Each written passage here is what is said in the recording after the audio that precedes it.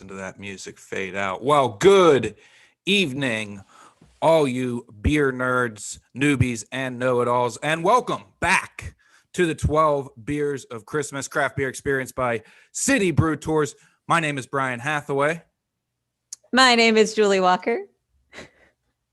And let's open the night 3 beer. Let's go to beer cam or box cam, whatever we're calling it. Box cam. What do we got, Brian? What is it? What is it? Oh, so we have Evil Genius, Santa I Know Him, which is a nice festive Saison. A nice elf reference. Buddy the Elf, what's your favorite color? Santa I Know Him. I do know him. And I'll be honest, don't like him. He wasn't very nice. We did meet him, didn't we? I tried to block that from my memory. We met him yesterday. Nice sticker Great action. looking can. All right, so let's get this poured up. Everybody get beer in your beer clean glasses. Happy to be back again tonight. We got a different show for you this evening as I pour my beer. We're going to be joined by a guest from Evil Genius. We're going to get more into this beer. Going to talk with our guests, with our guest. It's singular. not Santa again, is it, Brian? Please tell me it's not Santa. No. Okay, We banned Santa. He will not be back. Good to hear. Look at that color, by the way. Super cool. Very nice. Very nice. So one thing to note, like we mentioned before, a little bit of housekeeping. So feel free to comment in the chat if you've poured your beer out and you're tasting it. Let everyone know what you're thinking. You can talk with each other over there. You can talk about what you thought of Santa yesterday. If you do have questions that you'd like us to address during our interview today, or that you'd like us to answer, feel free to put those in the Q&A. That's where we will be getting questions to answer live. Otherwise, feel free to pop questions in the chat. Also, one thing to be sure to do is to make sure you click to send your messages to all panelists and attendees. So you're not just talking to us. And so you're talking to everybody. So make sure you do that as well. Yeah, get that engagement in the chat. Let us know what you think of this beer. Very different beer than what we had last night with that Hellas. And without further ado, let's bring on our guest. Everyone, please welcome Matt Lally. He's the brewer at Evil Genius Beer Company.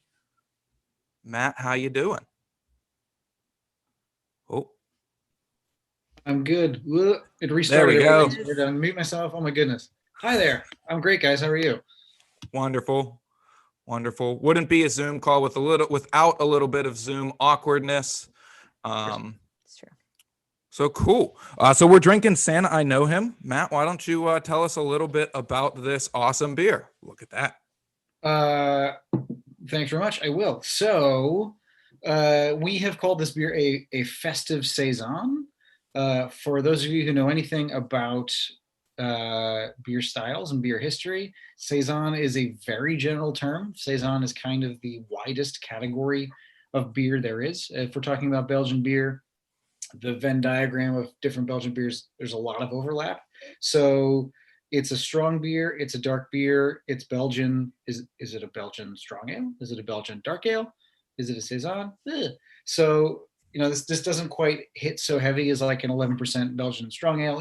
If you want to give somebody an idea of what they're cracking, if they just, our whole business model, look at the name, laugh, and decide to buy the beer, we want to give them a little bit of an idea about what they're getting into. So Saison conveys the fact that it's Belgian, which it is.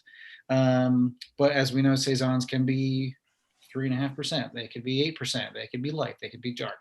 So this one just happens to be a little dark.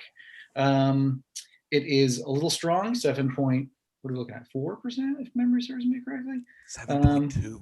7.2. I was so close. My notes. The bottle version. So yeah, a little bit of strength, but mainly what you're getting profile wise, you're getting a little bit of caramel malt, a little bit of sweetness from that. Way different if you guys had a Hellas last night. I'm kind of jealous. I love Hellas. But Jealous of the Hellas. Whose Hellas was it, by the way? It was from Bayerlick. Yeah, which is a brewery out of Portland, Oregon. Oh, okay. Unfamiliar. I had a weird pronunciation on that. Portland, Oregon. Oh, Portland? Yes. Portland.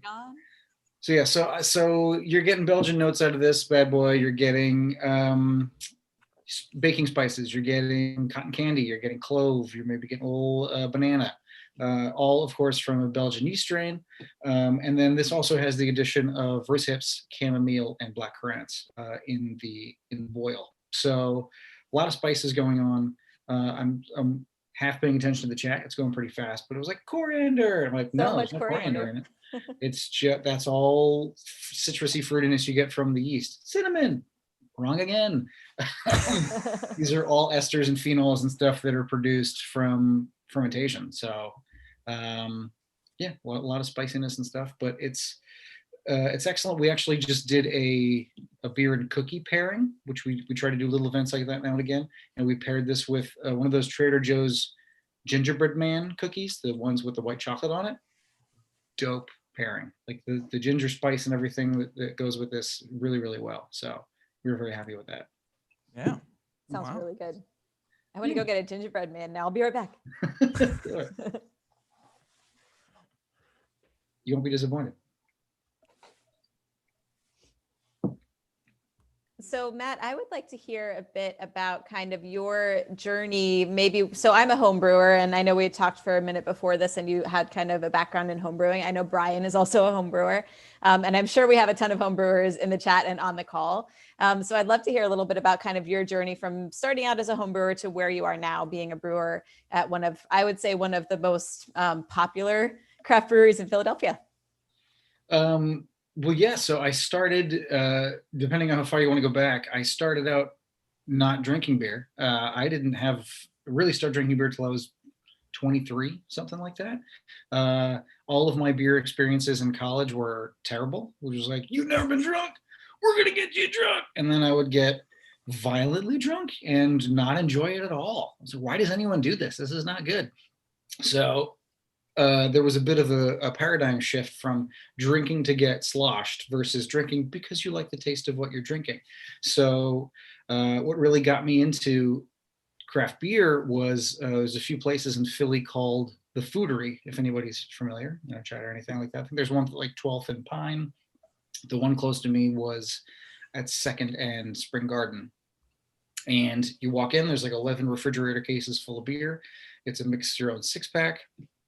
I basically had my own Untapped before Untapped was a thing. So I had an Excel spreadsheet of all the beers that I had tried and my ratings for them and my tasting notes on them and all that stuff. So I went full nerd on that.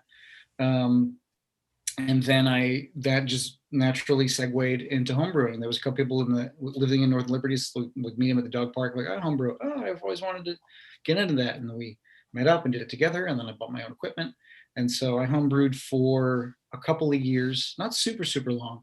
I didn't understand subtlety then. So I always bought like the amber syrup. I was like, oh, my beer would be dark. Like I didn't understand. You start with a light base and then you sprinkle in some dark malt. And it's just like, everything is brown. Everything was strong. 10 sticks of cinnamon. This is beer. Yeah. Liquid bread. Fight me. So that's how I started. And then I basically, so I worked at Adventure Aquarium in Camden, for anybody else is nearby. So it was a lot of fun. I got to work with like stingrays every day. I got to dress up like a surfer and teach kids not to be afraid of sharks. Very cool. Not a career you can have forever. But luckily my days off were during the middle of the week because I worked weekends. And so I was able to beg local breweries for an apprenticeship, and I would go up on my days off, and I worked there for free until they hired me. So it's kind of how you got to do it. And then the home brewing kind of stopped then because they always say, like, what's the chef's wife eats the worst because he doesn't want to cook at home, which is also misogynistic because chefs are women too. But the doctor's a woman. So yeah, so I really haven't homebrewed in a number of years, actually. My mother is contacting me like, do you want all these buckets and stuff from my basement? I'm like, yeah, I got to go get that stuff. But it's been a while. Awesome. Yeah. I think we all have that heavy hand like you were talking about when we start homebrewing. We're like, we're going to throw everything we can.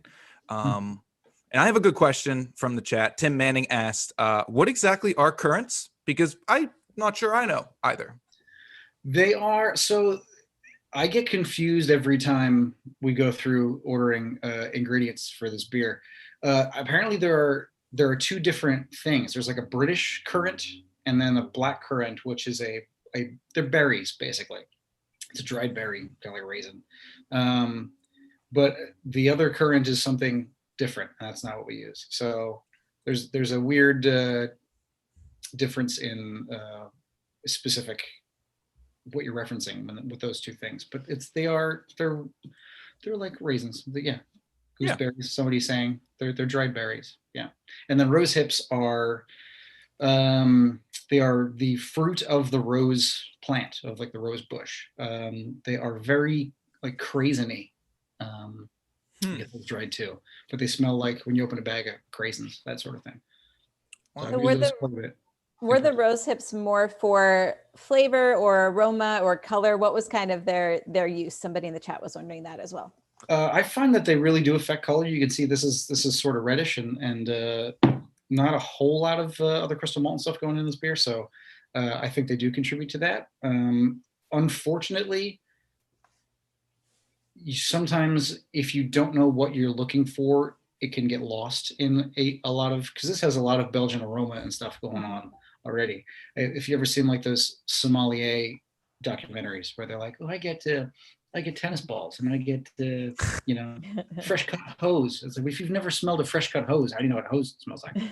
So it is tough to kind of pick out these things amidst everything else, but it's not just, it doesn't smell like every other Belgian beer. You're getting a lot more aroma out of those specific things. I love the way chamomile smells. I've used it in several beers and it's really one of my favorite ingredients. Sleepy time beer. I think that comes through a bit in its citrusiness and its aroma. But yeah, rose hips, I get a little bit of that in the taste now, knowing what they taste like. But I think a lot of it contributes to color as well. Cool. So I touched on it a little bit that brewers home brewers especially have a heavy hand and like to use all the ingredients under the sun.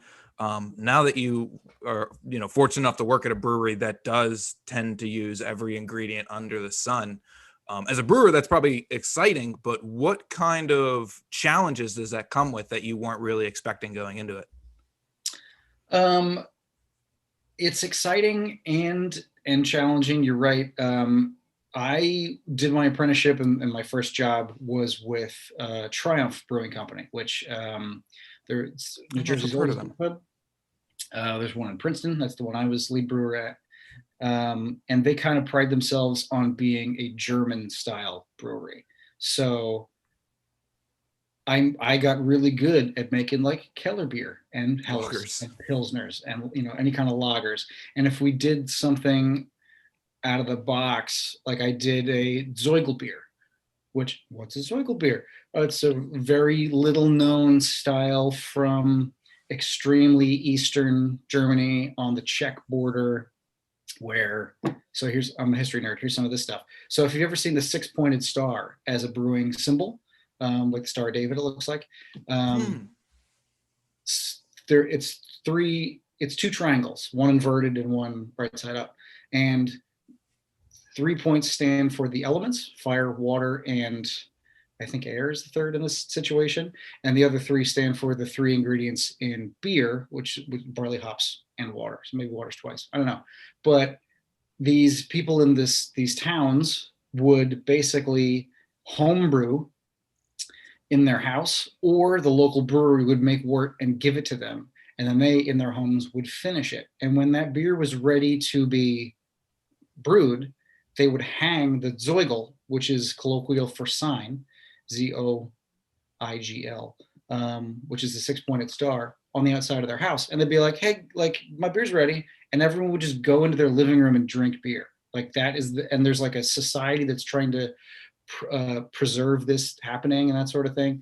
So I was like, that's super cool. What can I do? Very frowned upon in 2020. Oh yeah, exactly. Unfortunately, because it sounds great. But it was, kind of like an Oktoberfest, like a cross between an Oktoberfest and a Keller beer, like a young, yeasty, not super high alcohol kind of Oktoberfest beer. So I brewed that. Yeah. So when you're brewing in a traditional setting, that's wacky. Now it's like, hey, welcome to Evil Genius. How many sheet cakes can you put in a beer? And it's like, oh, okay. I've never really considered doing that before. So on the one hand, it's very freeing in that you can kind of do whatever you want as long as it sounds cool. On the other hand, it's like too much choice. How do we make this taste like a beer? Is too much choice, right? Like here, you can only brew with these 4 things. Let's see what I could do. But if it's like here's welcome to Acme, go nuts. It's like, oh, okay. So it's a lot of, I mean, it's not solely up to me. There's a lot of discussion, a lot of collaboration, a lot of, what sounds good, what doesn't sound good, what's wacky but not quite wacky enough. Like we've done a Lucky Charms beer. Do we do other cereal beers? Like, is a Fruit Loops beer too much like the Lucky Charms beer, or is that different enough that it's cool? The next beer we're talking about doing, Acme is a grocery store, yes. So Shout out to Wawa and Acme. I always thought that was weird when I was a kid and I used to watch Roadrunner cartoons and it was Acme. I was like, Yeah. what? Do they have a deal? I don't know. But Where's the anyway. anvil section at the Acme? Right. Where are the racket skates? The next thing we're talking about doing is a sour. So if we've done a lot of fruited sours, we try to have just one on at any given time. We don't want to overload with sour, but we're doing like a Skittles beer. So at least for aesthetic effect and for fun visuals, I will probably buy industrial sized bags of sour Skittles if I get my hands on them, and then make that a fruited sour beer. So that's just an idea we've been kicking around. But, I look forward to seeing the Instagram post of you dumping these giant bags of Skittles. Boomerang it. Yeah.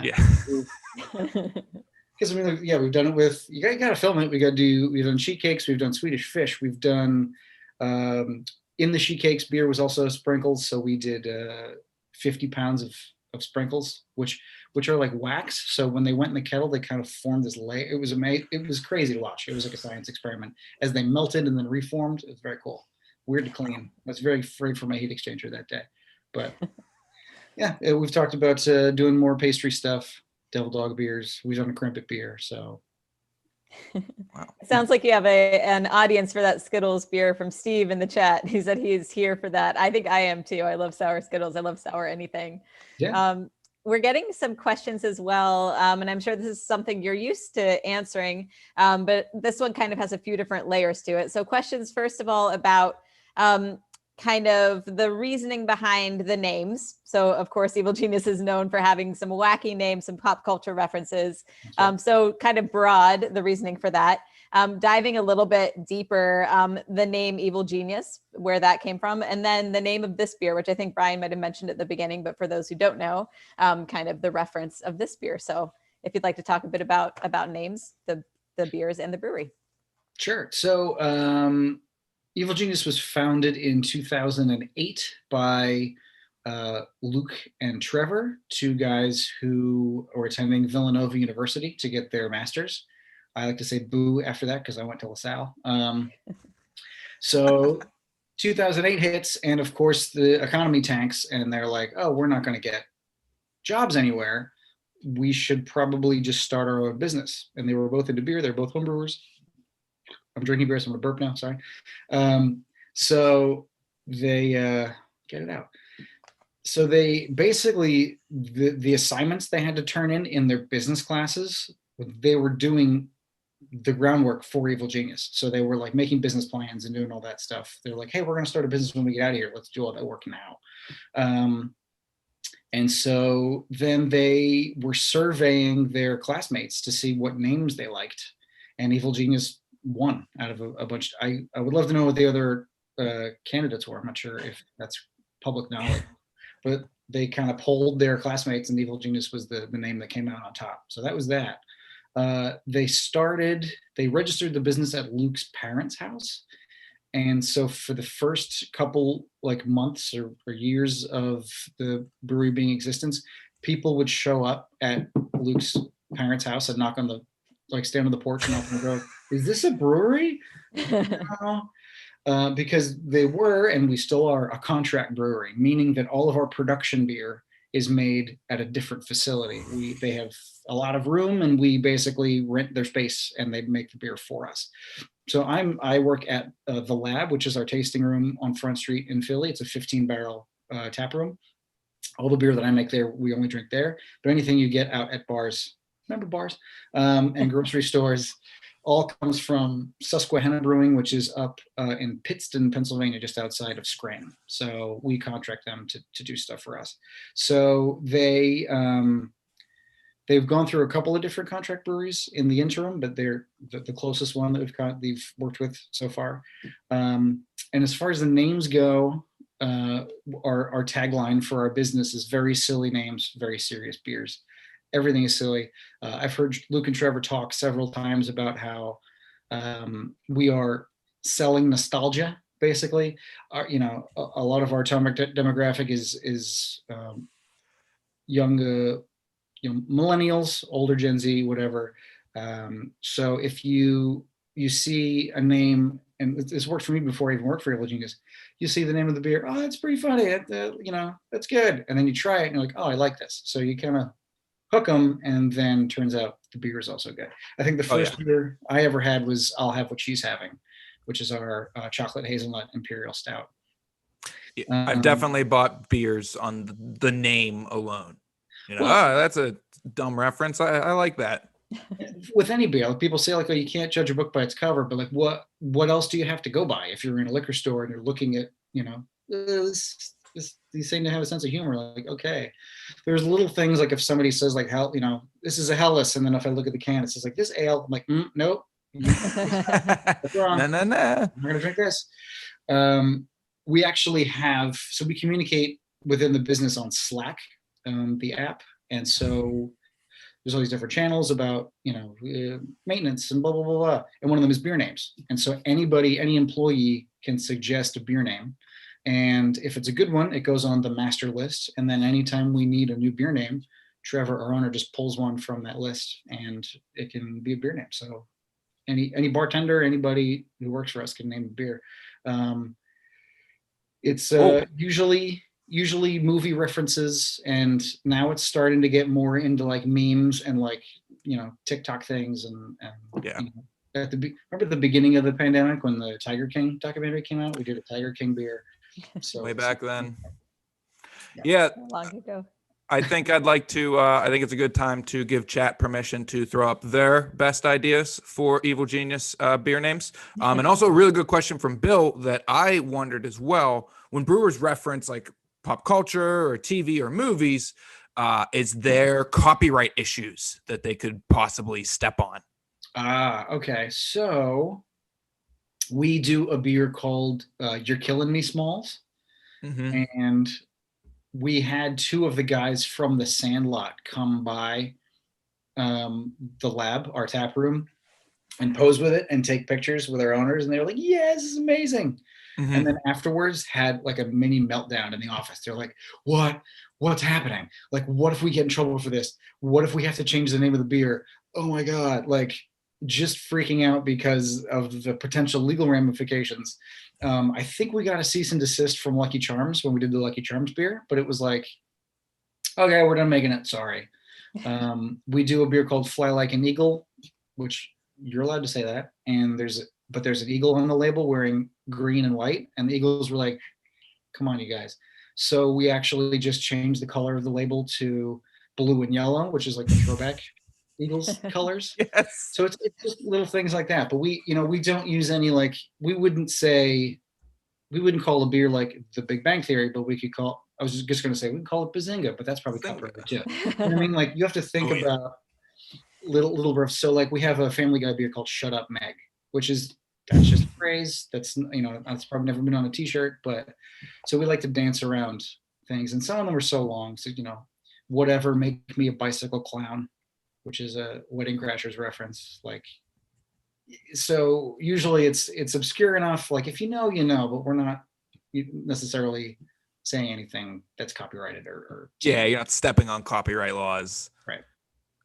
Yeah. Just to knock out a couple more questions, Rob asked, is this only a seasonal beer? I believe it is. I think this is only a... Yeah, so it's a lot of breweries have a lot of year-round beers, and then they sprinkle in their seasonals. We only have 3 year-round beers. So Adulting, #Adulting, Stacy's Mom, and Purple Monkey Dishwasher are our 3 year-round core beers.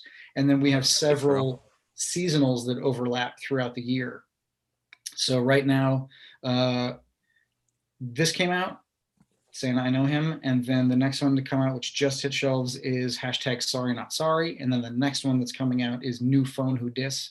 So they all have like overlapping seasonals, and then the core just going through all the time.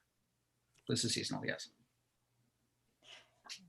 So another question from the Q&A. We've talked a bit about kind of the yeast and the adjuncts or the other kind of ingredients that are in this beer, but we haven't talked much about the hops. So we have Jay Moon asking about kind of what hops are used. Is it kind of dry hopping, or what the process was there and what we might be getting in this beer? For this beer, you know what? I'm using my work computer right now, and I'm clicking away from the Zoom, and I'm opening my tab of recipes, and I will tell you exactly the hops that are in this beer. This is the kind of content you get with City Brew Tours, folks. There you go. Scroll, scroll, scroll. I'm sure this looks great. It's cool. Okay, so I'll run you down the brew sheet. We got mainly 2-row. This is grain. Munich, Crystal 120, and dark candy syrup is what's in. That's it malt wise. And then this is only bittered. This we use hop extract for this. So this is click back to my Zoom here. Where'd you guys go? There you are. So for those of you unfamiliar, you can purchase hop oil, cans of hop oil.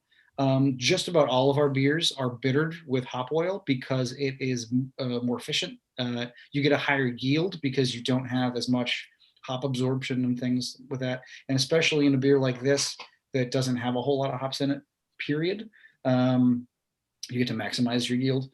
If we're making beers that are dry hopped, with hundreds and hundreds of pounds of dry hops, you're going to end up losing a significant amount of beer from haze, cloudiness, particulates, all that stuff, everything on the bottom of the tank.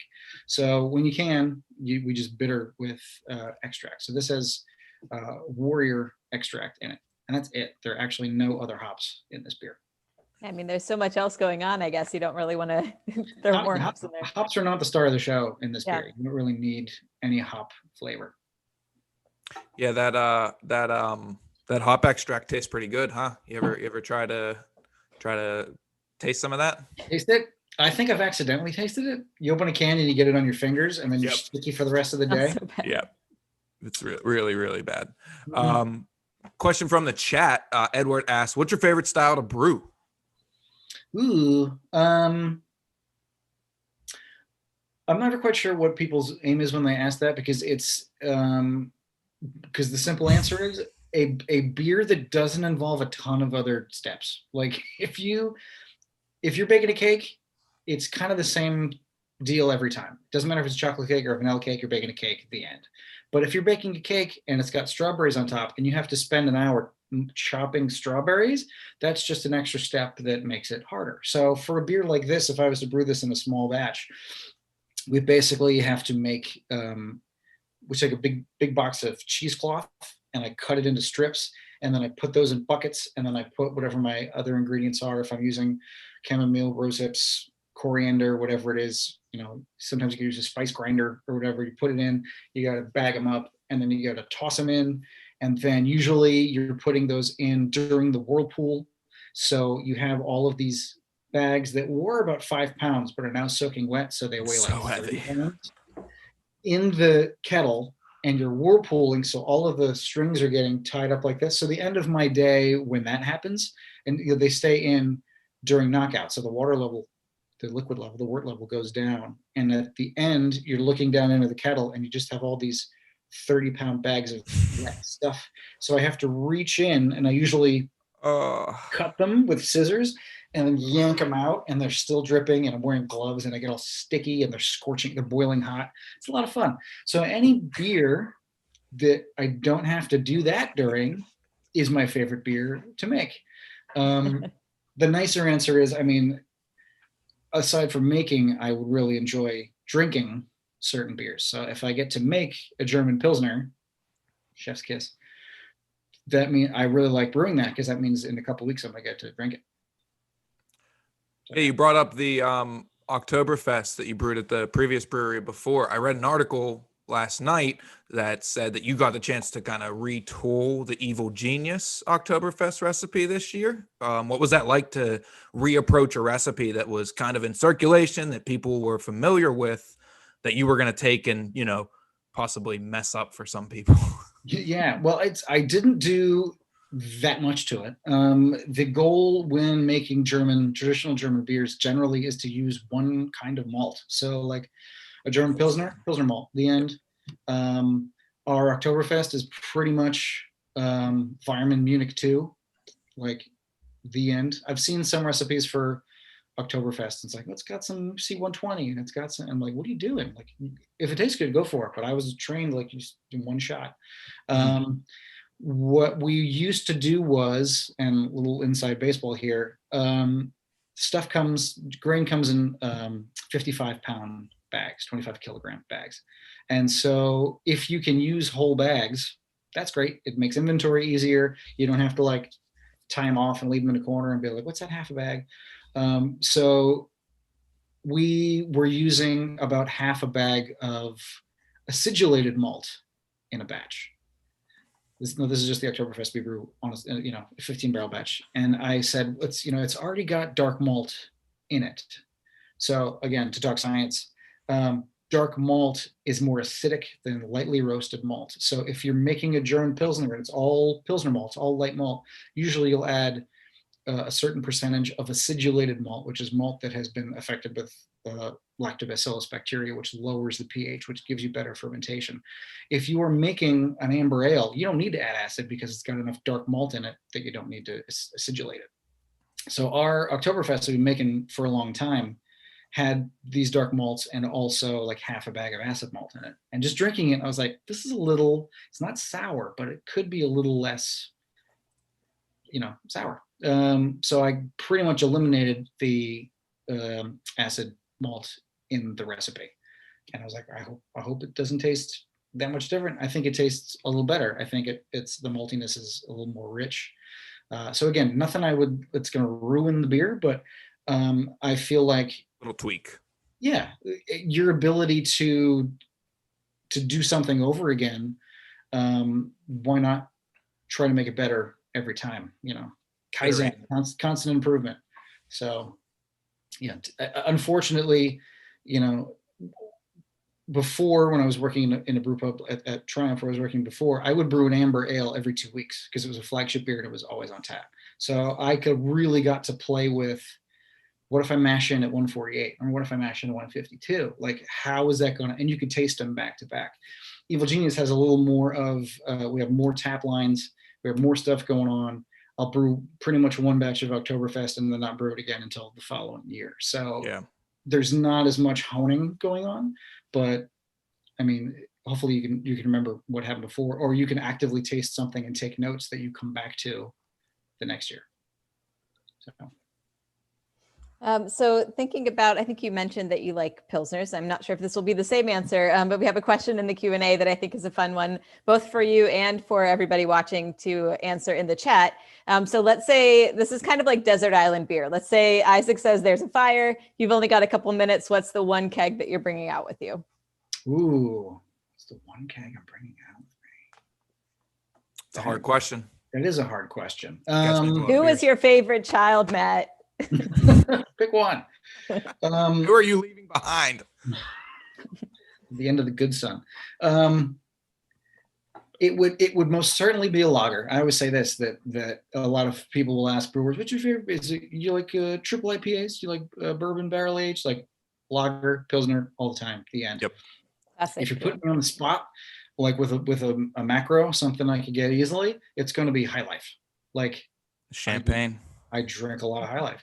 And then generally anything that I can get in a bar that's not going to be, skunked. Like, I'm not going to say Heineken because it's very skunky, but I could stay like a Stella Artois. Like any kind of Pilsner like that is generally what I'd want to drink. But I'd want to have my own keg because I could say like Negro Modelo. I love that beer too. But one time I had one and the beer lines weren't clean, and it ruined my day because I was so looking forward to having a Negro Modelo, and it tasted like mop water. So Just really mudded on your parade. really did. Yeah. I'm very surprised at how many breweries I walk in here at Pittsburgh and walk into the cooler and see a 30 pack of hams sitting in there. They just want to drink simple beers, apparently. Yeah. So, first of all, I want to get wrapping up here. Thank you, Matt, so much for your time.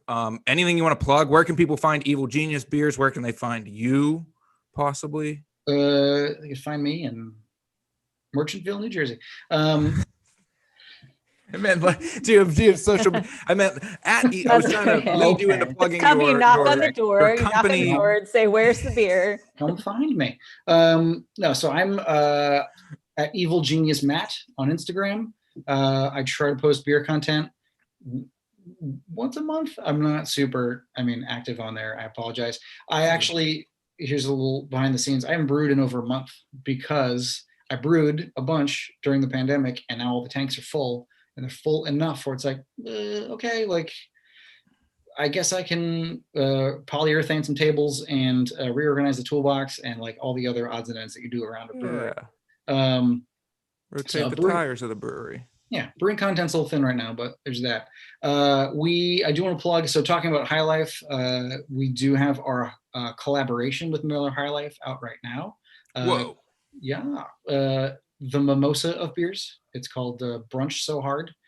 So it is an orange and mango hazy IPA. It's the first beer we've released in its own 4-pack box, which we're going to be doing a lot of our beers are going to be moving towards cans and to go towards not using plastic and not using the 4 tops. We're going to go with cardboard boxes. So that's probably what you're going to see a lot more of.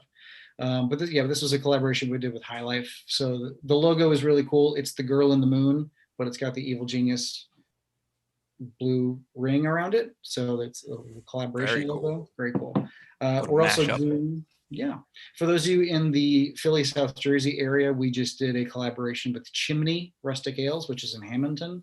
We did let me see if I remember it. It was a lemon and blueberry, since Hamilton is the blueberry capital of the world, lemon blueberry sour IPA, which we've actually never done a sour IPA before, but they wanted to do it.